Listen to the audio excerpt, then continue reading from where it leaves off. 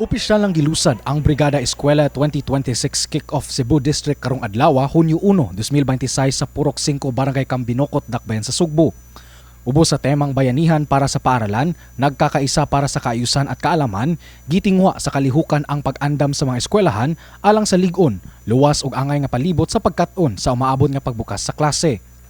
Apan taliwa sa paglusad sa maong kalihukan, nagpadayon gihapon ang kakuwang sa insaktong ekipo alang sa mga computer sa ubang mga eskwelahan sa Cebu City District.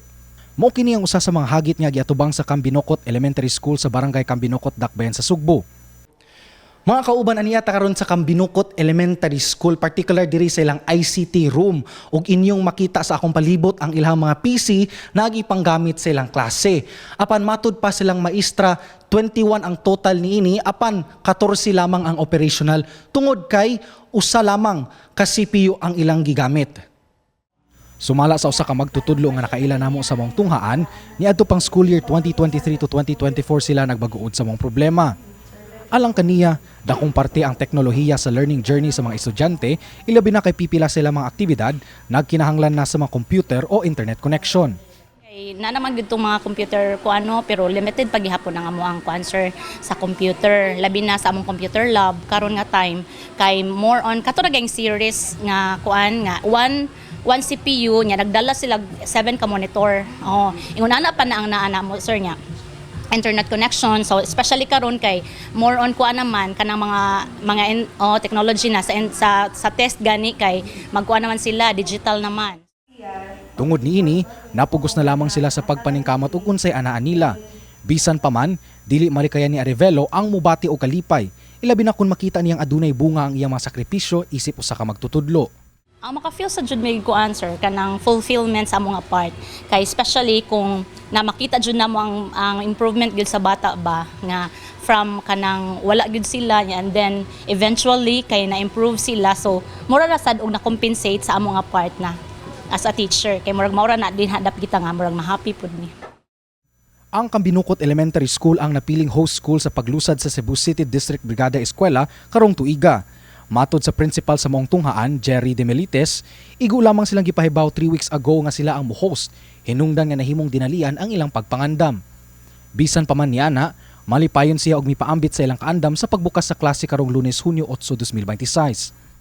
Prepared because of collaboration, not only sa akong mga staff, kundi sa barangay sa community. Daghang kayo may involved. In fact, ang Vibrant, nagbrigada sila po.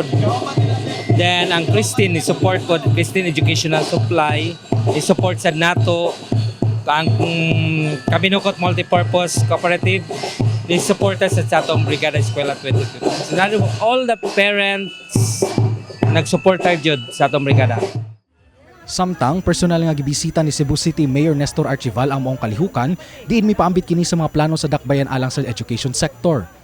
Nakita nako, number 1, kinahanglan nato i-establish ang compost pit kay ang atong mga garbage na sa kilid pero ibutang nato sa saktong lugar para ma-process good. Now, second thing is ang ilang water kanang pagsawd sa tubig sa ulan. So naiuban nga na classroom wala pero kadaghanan naa pero ang kadaghanan wala. So atong encourage nga i-appeal ni sa budget kay ron mabutang ni nato. Aduna sab siya mensahe alang sa mga estudyante sa pagbukas sa klase sunod semana. Kadaghanan sa atong mga bata naa sa cellphone. Okay?